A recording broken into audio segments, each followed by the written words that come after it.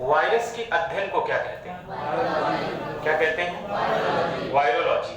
फिर वायरस की खोज किसने किया था? किसने किया था? इवानोवस्की।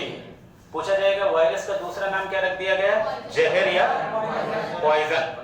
और वायरस को क्या माना जाता है? सजीव और निर्जीव के बीच की कड़ी। क्या माना जाता है? सजीव और निर्जीव के बीच की कड़ी, connecting link between living and non living. अच्छा ये बताइए, वायरस क्यों है सजीव और क्यों है निर्जीव?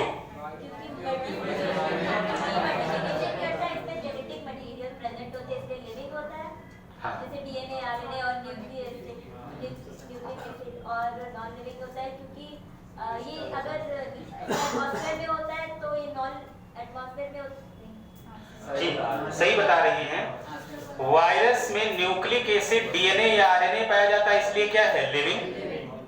इसलिए क्या है? लिविंग। और लिविंग के अंदर मल्टीप्लिकेशन करता है, गुणन करता है, इसलिए भी क्या है? लिविंग। नॉन लिविंग इसलिए है क्योंकि इसके क्रिस्टल बनाए जा सकते हैं, इसमें प्रोटोप्लाज्म और साथ में सेल ऑर्गन्स नहीं पाए जाते हैं, इसलिए क्या है? Non living. जब तक एटमॉस्फेयर में रहता है तब तक ये क्या रहता है? नॉन लिविंग रहता है। क्रिस्टल बनाए जा सकते हैं, इसलिए भी क्या है? नॉन लिविंग है। क्लियर है ना? इसीलिए वायरस को क्या कहते हैं? सजीव और निर्जीव के बीच की कड़ी। ऐसा मैंने बताया। ये वहीं पर मैंने एक बात आपको और बता दी थी। क्या बताया था कि वायरस को जंतु और पादप के बीच की कड़ी किसे माना जाता है? यूग्लिना को। यूग्लिना को जंतु और पादप के बीच की कड़ी माना जाता है। क्यों माना जाता है? क्योंकि यूग्लिना क्या है? एनिमल है और उसमें क्लोरोफिल पाया जाता है, जबकि क्लोरोफिल पाया जाना किसका लक्षण होता है? प्लांट्स का लक्षण होता है। इसलिए क्या है? यूग्लिना जंतु और पादप के बीच की कड़ी, connecting link between plant and animals. यहां तक मैंने आपको बताया था। ठीक, फिर मैंने क्या बताया था कि परपोषी प्रकृति के आधार पर, है ना, on the basis of heterotrophs, परपोषी प्रकृति के आधार पर वायरस को कितने भागों में बांटा गया? 3।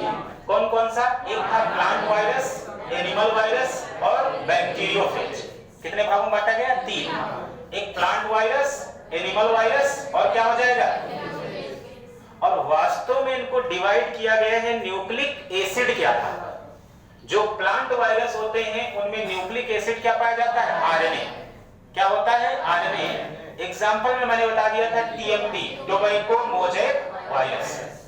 दूसरा मैंने बताया एनिमल वायरस, इसमें न्यूक्लिक एसिड क्या होता है? डीएनए।